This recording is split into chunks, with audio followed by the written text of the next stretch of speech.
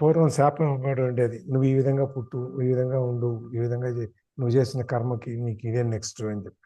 అందుకని చాలా మంది మనం చూడండి, వాడ వాడు పీచిగాడు రా, లేకపోతే వాడు ఇంకోటిరా అని చెప్పి వాళ్ళని మనం ఆ, కకృతి అని, లేకపోతే ఇంకోటి అని అంటాం. ఎందుకంటే వాడు పోయిన జన్మలో చేసిన కర్మ ఫలితము ఆ జీవికి ఏదైతే ఉందో ఆ జీవిగా మనం ఆ జీవి లక్షణాలతో పుడతాడు అనమాట. ఆ జీవిగా పుట్టకపోయినా ఆ జీవి లక్షణాలతో పుడతాడు అనమాట.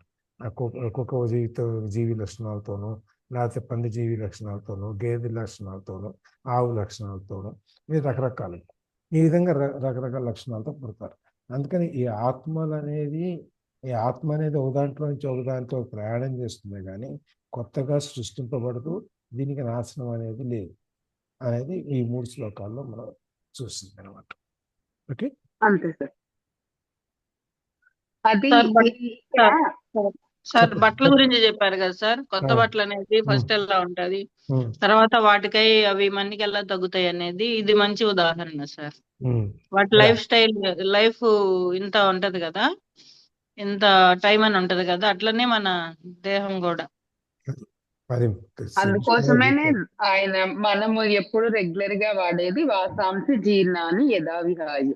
అంటే ఆయన ఎగ్జాంపుల్ భగవంతుడు అంత కరెక్ట్ గా పర్ఫెక్ట్ ఎగ్జాంపుల్ మన ఎప్పుడు మన చెంతనే ఉంటుంది కాబట్టి అంత పర్ఫెక్ట్ ఎగ్జాంపుల్ చెప్పాడండి. అండ్ ఇక్కడ ఇంకొక విషయం చెప్పాల్సింది ఏమి అని అంటే, నాస్తికుడికి కూడా తెలుసు చనిపోతాము అని కూడా, అంతే కదండి. ఇప్పుడు ఏది నమ్మని వాళ్ళకి కూడా తెలుసు కదా చనిపోతాము. ఇప్పుడు దేవుణ్ణి నమ్మని వాళ్ళు కూడా చనిపోయేది నమ్ముతారు కదా, అంతవరకు అయితే నమ్ముతారు కదా. ఎందుకంటే వాళ్ళు చూస్తున్నారు కాబట్టి వాళ్ళు నమ్ముతారు, అంతే. వాళ్ళు చూసేదే వాళ్ళు నమ్ముతారు. సో నాస్తికుడికి కూడా తెలుసు ఈ దేహాలు అనేది చనిపోతాయి అని. కానీ ఇక్కడ ఏమి మనం గమనించాలి అంటే, ఈ చనిపోయిన దేహాల్లోనే ఈ దేహాలు చనిపోయిన కాడ కూడా నువ్వు ఉంటావు అని చెప్పి మనకి ఇక్కడ శ్రీకృష్ణ పరమాత్మ చెప్తున్నారు అనమాట. అందువలన మనకి ఇక్కడ మనము ఆ ఆ ఒక పాయింట్ ని మనము ఇక్కడ గమనించాల్సిన విషయం అనమాట. చనిపోతాయి అనేది ఈ అజ్ఞానంలో ఉన్నవాడికి కూడా తెలుసు.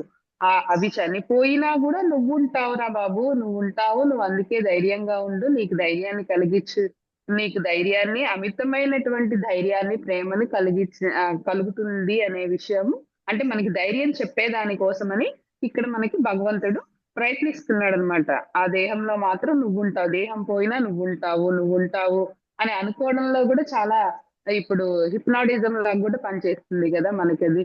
ఇప్పుడు మనము చేసే ఇషాక్రియలో కూడా మనం ఏం చెప్తాము, ఈ శరీరం నేను కాదు, ఈ ఆత్మ నేను అని చెప్పి ఎప్పుడైతే విడదీస్తామో అప్పుడు నెక్స్ట్ ఇంకా నేను యాడ్ చేయలేదు, ఇషాక్రియలోనే నెక్స్ట్ ది కూడా వస్తుంది అనమాట. ఈ పరమాత్మనే నేను అని చెప్పి నెక్స్ట్ వర్షన్ వస్తుంది అనమాట. సో అప్పుడు మనము ఆ విషయం కోసం ఇది కనపడుతున్నది ఆయన చెప్పాల్సిన అవసరం లేదు. కనపడేది నిజం కాదు, నువ్వు ఉంటావు, నువ్వు ఎప్పటికీ అపరిమితంగా ఉండేవాడివి అని చెప్పి చెప్పడం కోసమని ఆయన ఇక్కడ చెప్పారనమాట. ఇలా నువ్వు ఉండేదానికి ఇప్పుడు మన దేహం వచ్చింది కాబట్టి, ఇప్పుడు కార్ కొన్నామండి, కార్ కొన్నప్పుడు ఫస్ట్ 4 రోజులు బాగా తిరుగుతాము, తర్వాత దానికి రిపేర్ వస్తుంది, దాన్ని మరి అమ్మేయాలి కదా. ఇప్పుడు దాన్ని తీసేసి మళ్ళీ కొత్త కారు కొనుక్కోవాలి. ఇప్పుడు ఈ కారు ఉన్నప్పుడు నువ్వు సంపాదించాలి కదా, నువ్వు సంపాదించి మళ్ళీ ఇంకో కొత్త కారు కొనాలి. అలాగే కొత్త కారు కొనడానికి నువ్వు ఎట్లా సంపాదిస్తావో అట్లా ఈ దేహం ఉన్నప్పుడు నెక్స్ట్ దేహానికి కావాల్సింది ఎంత, నువ్వు సంపాదించుకున్నావా దానికి, అది అది చెయ్యి, దాని గురించి ఆలోచించు అంటే. ఈ కార్ కూడా కొంచెం దూరంగా ఉంది, అట్లే మనకి ఈ బట్టలు అనేది మనకి ఎప్పుడు నిరంతరం అంటుకుని ఉండేవి కదా. సో అలా ఆ విషయం గురించి ఆయన చెప్తున్నారు అనమాట. అంటే ఈ దేహం ఉన్నప్పుడే ఆత్మజ్ఞానాన్ని సంపాదించి నువ్వు ఎలా జీవించాలో ఇంకా ఫర్దర్ గా అన్ని అధ్యాయాల్లో వస్తాయండి. నువ్వు ఎలా జీవించాలో, ఎలా ఉండాలో అలా ఉంటే నీకు నెక్స్ట్ వచ్చేది కనీసం మోక్షం రాకపోయినా కూడా నెక్స్ట్ మంచి జన్మల్లోకి నువ్వు వెళ్తావు అన్నట్టు అనమాట. వస్త్రానికి దాని ప్రయోజనం దానికి ఉన్నట్టే దేహానికి కూడా దాని ప్రయోజనం దానికి ఉందన్నమాట. ఇప్పుడు దేహాన్ని అలా అని నిందించకూడదు మనం. ఆ దేహంతోనే నువ్వు ఆత్మజ్ఞానాన్ని పొందగలవు, కానీ మనుషులు ఒక్కటే ఆత్మజ్ఞానాన్ని పొందేదానికి అర్హులు, కానీ మిగిలిన పశువులు, పక్షులు, ఇంకా ఏ జంతువులు ఈ ఆత్మజ్ఞానాన్ని బోధించవు. అండ్ అవి తెలుసుకోలేవు అనమాట. సో నువ్వు ఈ శరీరాన్ని కూడా, ఎందుకు నాకు ఈ శరీరం అని నువ్వు శరీరాన్ని కూడా అనేదానికి లేదనమాట. శరీరానికి కూడా దాని ప్రయోజనం అనేది దానికి ఉందన్నమాట. ఈ యొక్క ఆత్మ వివేకాన్ని తెలుసుకో అని చెప్తారనమాట. అది నువ్వు చెప్పిందే 10 సార్లు చెప్తున్నారు అని అనుకోకండి. ఏమంటే మనకి ఇప్పుడు ఎప్పుడైనా ఇప్పుడు పందిరి వేసామనుకోండి, రాట వేసామనుకోండి, అది నిల్చోవాలి అని అంటే దాని కింద రాళ్ళేస్తాము అండ్ మట్టేస్తాము అండ్ గట్టిగా కొడతాము కూడా. ఎన్నిసార్లు కొడతాము? అది నిల్చునేంత వరకు. సో అది మనకి అర్థమయ్యేంత వరకు ఆయన చెప్తూ ఉంటారు, మనం వినాలన్నమాట. అంటే చెప్పిందే చెప్తున్నారు అని ఎవరైనా అనుకుంటారేమోనని నేను ముందరే చెప్తున్నాను అంతే. సార్ చెప్పండి. దీన్ని ఇంకొంచెం ముందుకు తీసుకెళ్ళాలంటే జాతస్య మరణం ధ్రువం. సార్ నెక్స్ట్ ఉన్నది సార్, ఉండండి సార్. నేను మళ్ళా నెక్స్ట్ వెళ్ళిపోకండి సార్, మళ్ళీ నేను అప్పుడేం చెప్పాలి మీరు వెళ్ళిపోతే. ఈ శరీరానికి మరణం అనేది ఖాయం. దీన్ని చెప్పడంలో ఉద్దేశం ఏంటంటే, ఇన్నిసార్లు చెప్పడంలో మనం జన్మ తీసుకున్నప్పుడే మనం చనిపోవటం అనేది కూడా రాసి పెట్టుంటుంది. కాబట్టి దీన్ని తప్పకుండా జరుగుతుంది అని మన అందరికీ తెలుసు. కాబట్టి దీని గురించి నువ్వు భయపడాల్సిన అవసరం లేదు అని మనకు ధైర్యం చెప్పడం కోసం, అయ్యో ఇంకా అయిపోద్దేమో, నేను చచ్చిపోతాను, నేను ఇట్లా అవన్నీ అయిపోయింది. మన ఈ శరీరానికి ఉన్న పని అయిపోయింది. ఆ శరీరాన్ని అక్కడ వదిలేసి మళ్ళీ కొత్త శరీరంలో కొత్త పని చేసుకోవడానికి మళ్ళీ మనం వెళ్ళిపోతుంటాం. ఇప్పుడు ఇదే మన బట్టలు ఎగ్జాంపుల్ కనుక తీసుకున్నాం అనుకోండి, సరేనండి మీరు వాడితే కదా చిరిగిపోతాయి అని చెప్పి అనుకుంటే, మరి బీరువాలోనే పెట్టేసి చక్కగా మడత పెట్టేసి మనం అన్ని కలరౌండ్లు వేసి ఏమి చెడిపోకుండా వాడకుండా ఉంచితే ఏమైందండి? అంటే మన శరీరాన్ని కూడా మనం వాడకుండా ఉంచినా, మన బట్టలు మీరు బీరువాలో పెట్టి ఉంచినా, ఎట్లా పెట్టి ఉంచినా, ఆ చెదబట్టడము లేకపోతే ఇంకో విధంగానో చీకిపోవటం అనేది ఆ లైఫ్ పీరియడ్, ఆ దారానికి ఉన్న లైఫ్ స్పాన్ ఎప్పుడైతే అయిపోతుందో ఆ చీర కూడా ఆ బట్ట కూడా ఆ విధంగానే పడిపోతుంది. మనం వాడకుండా లోపల పెట్టి ఉన్నంత మాత్రాన అది కొత్తదిలాగా ఉంటుందని ఏం గ్యారంటీ లేదు. 10 ఏళ్ళు 15 ఏళ్ళు పెడితే ఏమైందండి తీసేటప్పటికి బయటికి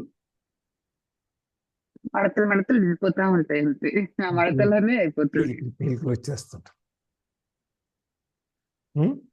మనది చెప్పండి.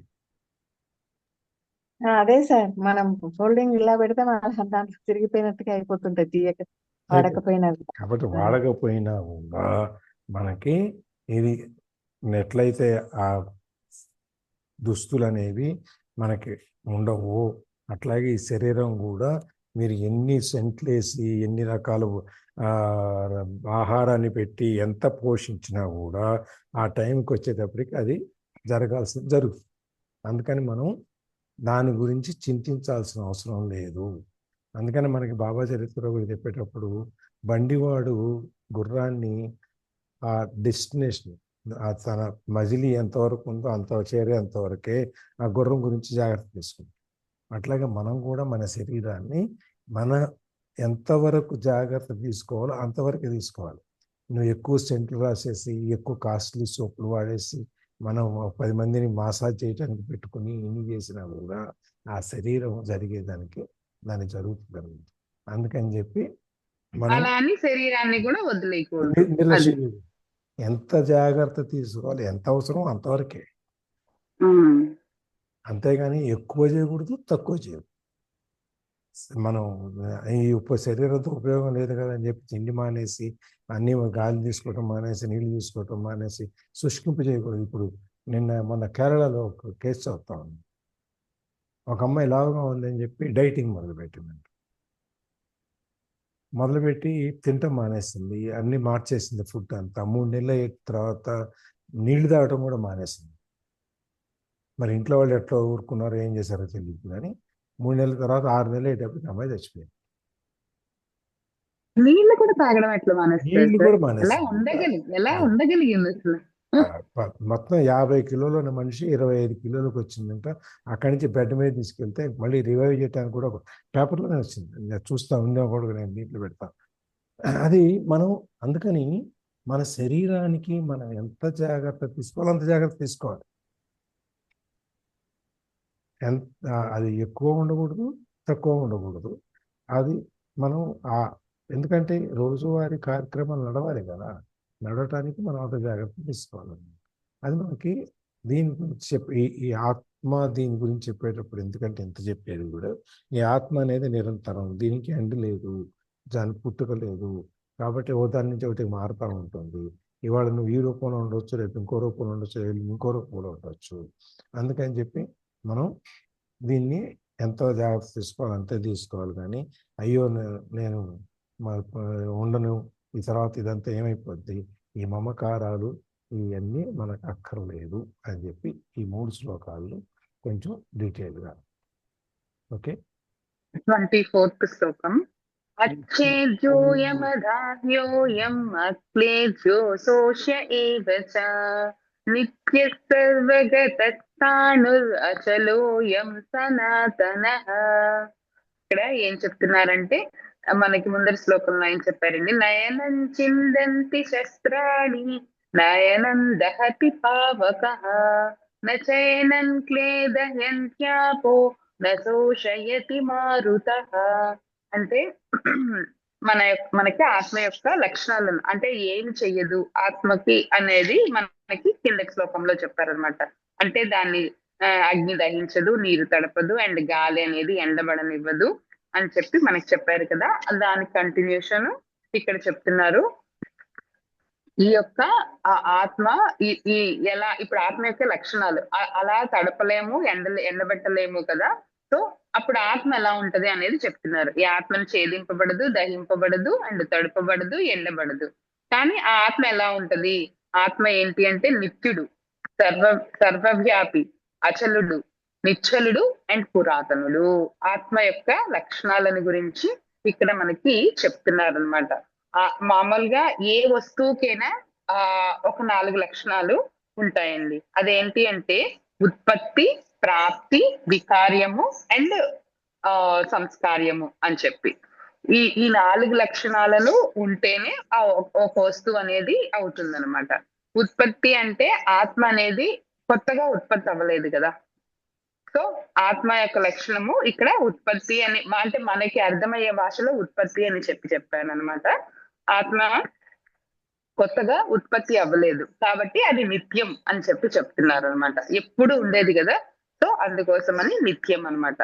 అండ్ ప్రాప్తి అంటే మన భాషలో వచ్చి సర్వగత అని చెప్పి అనుకోండి. ప్రాప్తి అంటే మనము ఇప్పుడు మనకి ఏదైనా ఫ్రూట్స్ కావాలి అనుకోండి, ఒక యాపిల్ కావాలి అంటే ఇక్కడ నుంచి మనం కావాలి అంటే రాదు కదా, వెళ్ళి షాప్కి వెళ్ళి కొనుక్కోవాలి, లేకపోతే తోటకి వెళ్ళి కోసుకోవాలి, కనీసం ఇంట్లో చెట్టు ఉంది అంటే వెళ్ళి కోసుకోవాలి.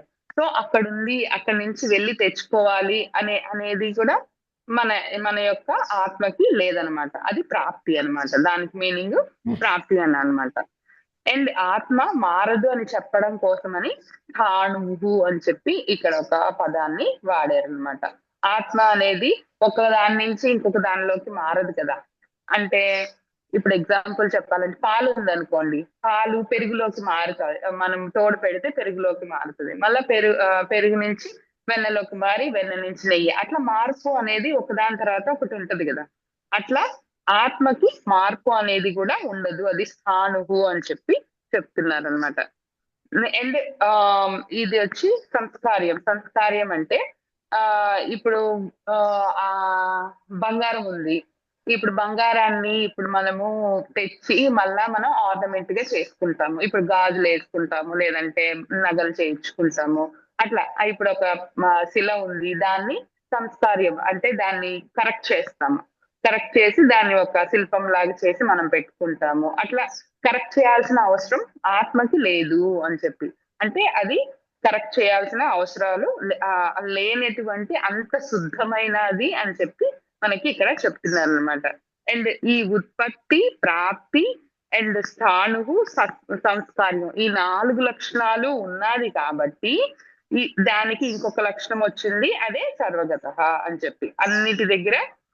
ఇంకా అంటే మీకు నేను ఆల్రెడీ స్టార్టింగ్ నుంచి చెప్తున్నాను కదండి, ఇది ఎక్కడి నుంచి మనం తెచ్చుకోలేము. ఎందుకంటే ఒక ఒక టైట్ గా ఉండే కుర్చీలో బాగా లావుగా ఉన్నవాడు కూర్చున్నాడు అనుకోండి, వాడు అటు తిరగలేడు ఇటు తిరగలేడు, ఏమంటే వాడు పర్ఫెక్ట్ గా దాంట్లో సెట్ అయిపోయాడు.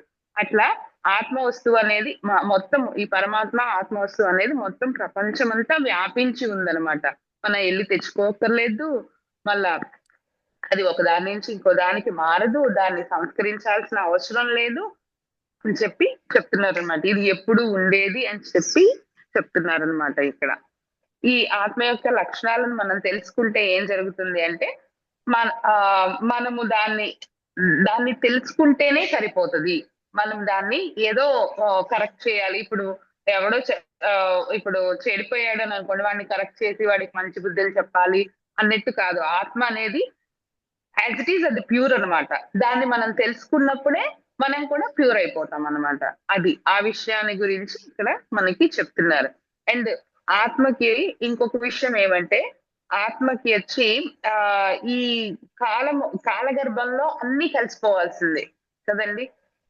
అలాంటి కాలగర్భం కూడా ఆత్మలో కలిసిపోతుందంట. అది ఏమి అనేది ఫర్దర్ గా మనకి తెలుస్తుంది.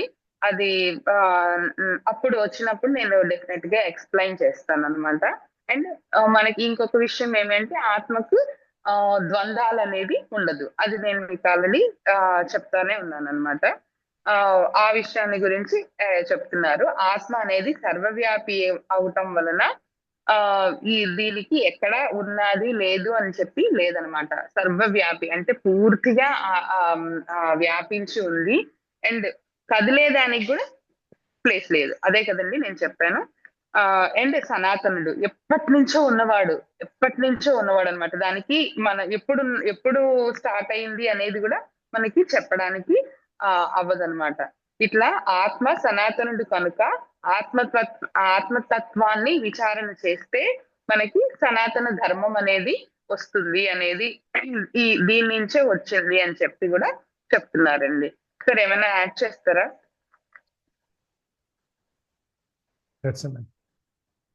నెక్స్ట్ లో ఒక రేపు చూద్దాం. నెక్స్ట్ దాంట్లో మీ ఇష్టమే సార్, మీ ఇష్టమే సార్. ప్రపంచంలోని ప్రతి వస్తువు కూడా ఈ బ్రహ్మాండంలోని కాలగర్భంలో విలీనం అయిపోతుంది. కానీ ఈ ప్రకారం కాలం అన్నింటినీ మింగివేసిన కూడా అట్టి కాలాన్ని కూడా ఆత్మ అనేది మింగుతుంది అని చెప్పి ఇక్కడ ఒక స్టేట్మెంట్ ఉంది సార్. దానికి మీరు ఏమైనా యాడ్ చేస్తారా? చూడరా పుస్తకం చూద్దాం. నెక్స్ట్ దాంట్లో యుగాంతం అన్నిటితో వస్తుంది కాబట్టి కాలగర్భంలో కలిసిపోతాయి. అంటే ఇది ప్రతిదానికి ఈ పుట్టినప్పుడు ఈ సృష్టి అనేది భగవంతుడు సృష్టించినా కూడా మళ్ళీ ఎండ్ అనేది కూడా ఉంది. ఈ సృష్టికి కూడా ఈ యుగాంతం అంటాం కదా, మన యుగం అయిపోయిన తర్వాత ఎట్లయితే ఎండ్ అయిపోయి మళ్ళీ జీవకార్యం సృష్టి కార్యం అంతా జరుగుతుందో అది ఈ కాలగర్భ ఆత్మలోనే కాలగర్భం కూడా కలిసిపోతుంది అని అనుకుంటున్నాను నేను సింపుల్ గా. అది నేను మామూలుగా గురుగారిని అడిగాను సార్. అది ఏమన్నారు అంటే, ఎట్లయినా మీ ఇప్పుడు యుగం అయిపోయిన తర్వాత నాశనం అయిపోతుంది, మొత్తం అంతా డిస్ట్రాయ్ అయిపోతుంది కదా, అప్పుడైనా కూడా ఆత్మలన్నీ పరమాత్మలో చేరిపోతాయి కదా అని అడిగాను అనమాట నేను. లేదమ్మా అలాగే జరగదు, అలా జరగదు. ఇప్పుడు సముద్రము అలలు గురించి మనం ఎట్లా మాట్లాడుకున్నామో ఫ్రీజ్ అయిపోతుంది అంటే మళ్ళా ఆయన సృష్టి స్టార్ట్ చేసినప్పుడు సేమ్ మళ్ళా రిపీట్ అవుతూ ఉంటుంది. మోక్షం అనేది మనం తెలుసుకోవాల్సింది అని చెప్పి అట్లా ఎక్స్ప్లెయిన్ చేశారు.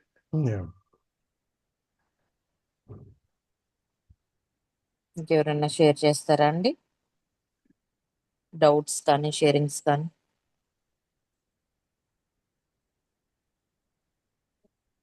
ఇంకా 35 వరకు 30 ఇక్కడ అయిపోతుంది. ఇంకా 26, 27 నుంచి ఇంకా అంటే ఇప్పటి వరకు జ్ఞానుల దృష్టితో చెప్పారు కదా. తర్వాత మామూలుగా మనుషులు ఎట్లా ఆలోచిస్తారో ఆ దృష్టితో చెప్తారు భగవంతుడు. 35 తర్వాత మనకి ఆత్మజ్ఞానం అనేది ఫినిష్ అవుతుందండి. అంతవరకు కొంచెం మీరు ఓపిక పట్టాల్సిందే. చెప్తుందా ఉంటది పిల్ల అంటే తప్పదు. మనకి మనము చెప్పాను కదా అది ఆ దాంట్లోనే. కానీ చాలా చెప్పడానికి చాలా ఈజీ, కానీ వన్స్ మనం అది తెలుసుకోవడానికి మాత్రం ఆ చాలా కష్టం. అది అది కూడా చెప్తారండి ఈయన. అదే నాకు ఆశ్చర్యం. ఇది ఇలా ఉంది అని చెప్పి కొంచెం ముందరకెళ్ళి చూస్తే అది కూడా ఉంది. మనం అనుకునేవన్నీ ఆయన చెప్పేస్తున్నాడు అని అనుకున్నాను నేను. లలిత. ఉమ్. అంటే అందరూ వింటూనే ఉన్నది. జ్యోతి చెప్పినట్టు యాక్సెప్టెన్సీ ఇచ్చినప్పుడు మన లైఫ్ జర్నీ వేరేలా ఉంటది. యాక్సెప్టెన్సీ అఫ్ కోర్స్ ఈ కష్టాలు నష్టాలు అదర్ ఏమైనా సుఖ దుఃఖాలు అన్నింటినీ కూడా సమపాలలో యాక్సెప్టెన్సీ ఒక చిరునవ్వు ముఖంతోనే మనం చూడగలుగుతాము. అంటే మాస్టర్ ఒక ఆయన చెప్పారు, అగ్గిలోన పడ్డ పువ్వు మొగ్గ ఓలే తేలిని నీకు వస్తుందమ్మా ఒక రోజు చూస్తున్నాడా పైవాడు. అంటే అగ్నిగుండంలో మనం ఉన్నా కానీ మన ఫేస్ లో చిరునవ్వు ఎప్పుడైతే చెదరకుండా ఉంటుందో అదే స్థితి ప్రజ్ఞత. అంటే ఈ ఆత్మ ఉంది. ఇప్పుడు జ్యోతి ఏదైతే చెప్తున్నారో టాపిక్ అది మనం డైజెస్ట్ చేసుకుంటే ఈ ఆత్మకి ఇదేమి శాశ్వతం కాదు. అంటే మాస్టర్స్ ఒక్కొక్కసారి ఒక్కొక్కలాగా ఒక పాయింట్ రైజ్ చేస్తారన్నట్టు. నిజంగా 100 years ఉంటాం మనము, తర్వాత కూడా ఉన్నాం అనుకోండి, ఇది సేమ్ లైఫ్ సేమ్ రిలేషన్స్. ఇప్పుడు 4th class ని సేమ్ రిపీటెడ్ గా 2-3 సంవత్సరాలు కూర్చొని చదువు అంటే చాలా బోర్ ఫీల్ అవుతుంది. 5th class కి ఎప్పుడు వెళ్దామా అన్నట్టు. అదే 100 years సేమ్ బాడీలో ఉంటే కనుక చాలా బోర్. 100 కాదు, మాక్సిమం 50 వచ్చేటప్పటికి చాలా రిటైర్మెంట్ స్టేజ్ వచ్చేటప్పుడు నువ్వు పక్కన కూర్చో అనేటప్పటికే ఎందుకు వచ్చిన లైఫ్ అన్న ఫీల్ వెళ్తాం అనమాట. యాక్సిడెంటల్ గా కానీ హెల్త్ పర్పస్ గా కానీ మనం సైన్ అప్ చేసి వెళ్ళిపోతే అది వేరొక విషయం. కానీ దాన్ని కూడా డైజెస్ట్ చేసుకోవాల్సిందే. వయసుకు సంబంధం లేకుండా ఏ వయసు వాళ్ళు అయినా సరే సైన్ అప్ చేసి వెళ్ళిపోయే పరిస్థితులు చాలా చూస్తున్నాం మనం. ఇది ఒక వస్త్రం లాంటిది. వాళ్ళు ఇప్పుడు అమెరికా వెళ్ళారనుకోండి, వాళ్ళు ఇయర్లీ వన్స్ రావచ్చు, లేదా 4-5 years వన్స్ కూడా రావచ్చు రిటర్న్. కానీ వాళ్ళు అక్కడ ఉన్నారు, సేఫ్ గా ఉన్నారు అని మనకి ఒక కాన్ఫిడెన్స్ ఉన్నప్పుడే మనం హ్యాపీగా ఉంటున్నాం. అలానే సోల్ కూడా సైన్ అప్ చేసినప్పుడు అది దేహాలు, ఇది క్షేత్రము క్షేత్రజ్ఞుడు వేరే. ఇందాక చెప్తుంది కదా తన కారు మనం అన్న ఫీల్ లో ఉంటామని. అంటే క్షేత్రజ్ఞుడు మారడు, క్షేత్రం మాత్రం అంటే దేహం మారుతూ ఉంటుంది, క్షేత్రం మాత్రం ఎప్పటికప్పుడు మారుతూ ఉంటుంది. జన్మ తరహాగా లోపల ఉన్న క్షేత్రజ్ఞుడు జర్నీ చేస్తూ ఉంటాడు అనమాట. ఒక జన్మ నుంచి ఇంకొక జన్మకి, ఫస్ట్ క్లాస్ నుంచి టోటల్ అలా ఇంకా వెళ్ళాలంటే టాపిక్ చాలా డెప్తే ఉంటది. అంతేనండి. ఇది మనం డైజెస్ట్ చేసుకుంటే లైఫ్ చాలా హ్యాపీగా ఎంజాయ్ చేస్తూ ముందుకు వెళ్తామండి. Thank you. థ్యాంక్ యూ లలిత. ఇంకెవరన్నా డౌట్స్? జై శ్రీరామ్ టు ఆల్. జై శ్రీరామ్. జై శ్రీరామ్ సౌజన్య. జై శ్రీరామ్ సౌజన్య గారు. ఐ హావ్ వన్ చెప్పండి. డౌట్. అడగండి. మనకి ఇప్పుడు ఈ కొంతమందికి గత జన్మ గుర్తొచ్చిందని చెప్తూ ఉంటారు కదా. ఇప్పుడు మనం ఈ శరీరం వదిలి వేరే శరీరంలోకి వెళ్ళిపోతాము, అది ఓకే. నెక్స్ట్ ఆత్మ అనేది అట్లానే ఉంటది అంటారు. కానీ అందరికీ ఎందుకు గుర్తుండదు? ఒక్కొక్కరికే కొంచెం గత జన్మ గుర్తు వస్తా ఉంటుంది. చాలా మంది చిన్న చిన్న పిల్లలు కూడా గత జన్మ గురించి చెప్తూ ఉన్నారు. అట్లా చెప్తూ ఉంటారు కదా. అందరికి ఎందుకు గుర్తుండదు, వాళ్ళకి ఎందుకు గుర్తుండదు అనేది నా డౌట్. దాన్ని మాయా అంటారు. మాయా పరి కమ్మి లేకపోతే సౌజన్య గారు, ఆ పిల్లి. చెప్పండి సార్. ఇప్పుడు మీరు మీ పిల్లలు చిన్నప్పుడు చూసుంటారు కదా, చంటి బిడ్డప్పటి నుంచి రోజుల నుంచి ఓకే, చూసుంటారు కదా. చూసాను సార్. వాళ్ళు నవ్వుతుంటారు, కాసేపు వాళ్ళలో వాళ్ళే నవ్వుకుంటుంటారు, చూసారు? అవునవును, చిన్నప్పుడు నవ్వుతూ ఉంటారు, నిద్రపోయే వాళ్ళలో వాళ్ళు టైం. నవ్వుకుంటారు, ముఖం చిట్లించుకుంటారు, కళ్ళు చిట్లిస్తారు, రకరకాల హావభావాలన్నీ పూస్తారు రోజులకి అవును. ఉన్నప్పుడే. అవన్నీ వాళ్ళకి ఏం తెలుసు? నవ్వుకోవటం గురించి, వాటి గురించి. ఏడుపు అనేది సరే ఆకలేసిందో పుట్టిందో ఏడుపు వచ్చింది అనేది మిగిలిన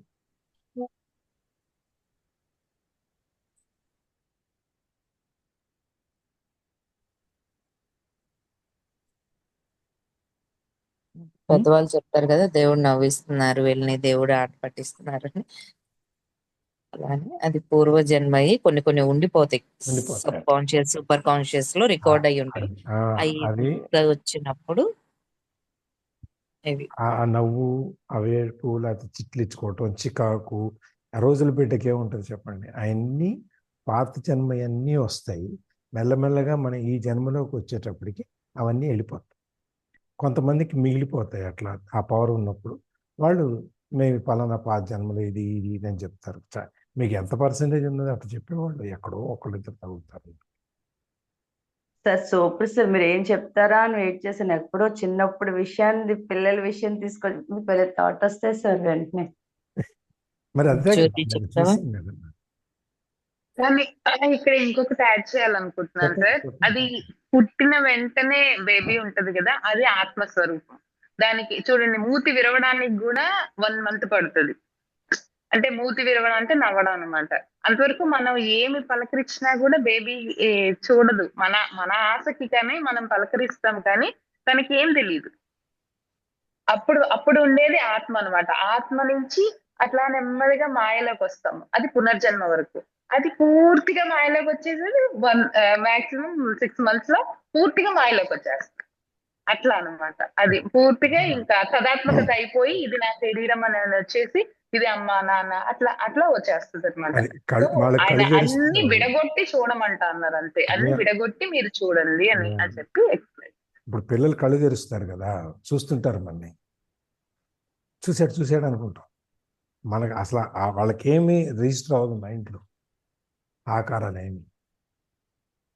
చూడగా మెల్లగా రిజిస్టర్ అయ్యి మెల్లగా ఆ పాత దాంట్లో నుంచి కొత్త దాంట్లోకి వస్తుంది.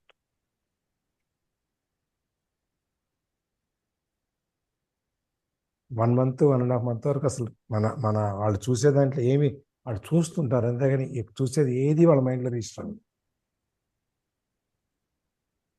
Takes time.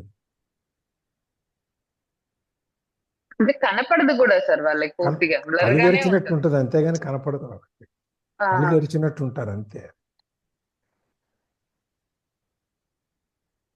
ఇప్పుడు ఓకేనా హైబ్రిడ్ సౌజన్య గారు? పిల్లలు వచ్చేసారు సార్. హ్మ్? Hybrid version. ఇప్పుడు ఏమంటారు, కంప్యూటర్ పిల్లలు అని అంటున్నాం కదా. హ్మ్. మొన్న ఒక డాన్స్ మా శివరాత్రికి పిల్లలు కల్చరల్ యాక్టివిటీస్ జరుగుతాయి కదా. 3rd month బేబీ అన్నమాట.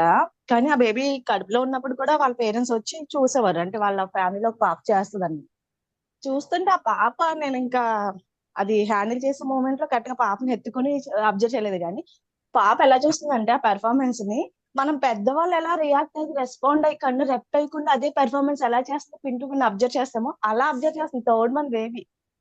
ఘాటు తన ఫేస్ రియాక్షన్, తను చూసే ఫోకస్. మనం చిన్న బేబీస్ మామూలుగా మీరు అన్నట్టు పడుకున్నప్పుడు కానీ ఫేస్ లో జస్ట్ వాళ్ళ స్మైల్ ఓపెన్ అండ్ అదే క్లోజ్, అదర్వైజ్ వేరే మూమెంట్ లో మనతో మన ప్రపంచంలో లేనట్టు ఉంటారు వాళ్ళు చాలా మంది. కొంతమంది ఆ పాప 3rd month చూస్తుంటే మన పెద్దవాళ్ళ ఫేస్ రియాక్షన్స్ ఎలా ఉంటాయో రెస్పాన్స్ అలా ఉంది. మనం ఒక పుస్తకంలో ఇంతకుముందు ఒక పుస్తకం చదివేటప్పుడు చదివాం. ఈ మనం పుట్టేటప్పుడు, మనం పోయేటప్పుడే వచ్చే జన్మలో ఎక్కడ పుట్టాలి, ఎలా పుట్టాలి, ఏమని చేయాలి మనం అని ఇవన్నీ మనం ఆలోచించుకొని పుడతా ఉంటాం. అందుకని చెప్పి నెక్స్ట్ జన్మలోకి వచ్చేటప్పటికి మనం ఏం చేయాలనేది పుట్టక ముందే డిసైడ్ అయిపోద్ది. కాబట్టి కొత్త జన్మలోకి వచ్చేటప్పటికి ఇవన్నీ చేస్తాం. అది మన పుస్తకంలో కూడా చదివాం దాన్ని, మనం చేసిన వాటిలో బుక్స్లో మొదట్లో. పవర్ ఆఫ్ సబ్ కాన్షియస్ కానీ మెన్ ఆర్ ఫ్రమ్ మార్స్ కానీ అయి ఉంటుంది. దాంట్లో మెన్ ఆర్ ఫ్రమ్ మార్స్ కాదు, sub conscious mind think like ఏ మాంక్. థింక్ లైక్ ఏ మాంక్ లోనే ఎక్కడో చదివాం మనం. థింక్ లైక్ ఏ మాంక్ మొదటి నుంచి శ్రీధర్బాబు గారు చెప్పారు, నేను చెప్పలేదు. నేనే చెప్పాను. మేబీ ఎవరో చాట్లో చెప్పుకుంటాను. బట్ అది మనం చూసాం. మనం వచ్చే జన్మలో ఏ విధంగా పుట్టాలి అనేది కూడా మనం ఇప్పుడు కనుక మనం ప్రాక్టీస్ చేసుకుంటూ ప్లాన్ చేసుకుంటూ వచ్చే జన్మలో అలాగే పుడతాం. ఎందుకంటే ఆత్మకి మనం మనసు, ఆత్మ వీటన్నిటికీ మనం దాన్ని కన్వే చేస్తాం. సో అది అక్కడ ఎత్తుక్కుని వచ్చి పుడుతుంది అన్నమాట వాళ్ళ ఇంట్లో వెళ్ళి. స్క్రిప్ట్ ముందే రాసుకొని పుడతామా సార్? నెక్స్ట్ జన్మకి ఏం చేయాలి, నెక్స్ట్ జన్మకి మనం ఎలా జ్యోతి వాళ్ళ ఉండాలి ఇంట్లో అంటే స్క్రిప్టే కాదు మేడం, జ్యోతి వాళ్ళ అరుణామం. ఇంట్లో పుట్టాలి అంటే అది వస్తుంది అన్నమాట. తల ఈ వెంట్రుక దగ్గర నుంచి కాలికి ఒకటి వరకు కూడా డిజైనింగ్ కూడా మనదే. సెట్టింగ్స్ ఇది వరకు లావుగున్నాం అనుకోండి, కామెంట్స్ వినలేక అన్ని సన్నగా మనమే పడతాం. చేసుకుంటాం. హైట్ తక్కువ అనుకోండి, అమ్మాయి నేను కామెంట్స్ నాకు ఇబ్బంది ఉంది, హైట్ ఎక్కువ తీసుకుంటాను అన్నట్టు. భగవంతుడు అందరినీ ఒకేలాగా బ్యూటిఫుల్ గా డిజైన్ చేసేది. కాబట్టి మనం చేసుకుందాం, మనం సెలెక్ట్ చేసుకున్నాం కాబట్టి మనకి నచ్చినట్టు మనం డిజైన్ చేసుకుందాం, బాడీ స్ట్రక్చర్ తో సహా. అది కాదురా, వచ్చే జన్మకు కూడా మనం నెక్స్ట్ జన్మలో ఎలాగా ఉండాలి ఏంటి, ఈ జన్మలో ఏం చేస్తే మనం ఆ జన్మ ఎత్తుతామని ఆలోచనతోటి పుడతాం. అది మ్యామ్ మనకి చిప్ కనబడిపోతుందండి పైకి వెళ్ళగానే. ముందు మనకు మెమరీ చిప్ స్క్రీన్ మీద చూపించేస్తారు. ఈ స్క్రీన్ మీద ఎదుగునేది ఇది అప్పుడు మనం ఆ క్యారెక్టర్ లో ఉన్నాం కదా, బయట మనం ఆడియన్స్ రోల్ లో చూస్తాం అక్కడ.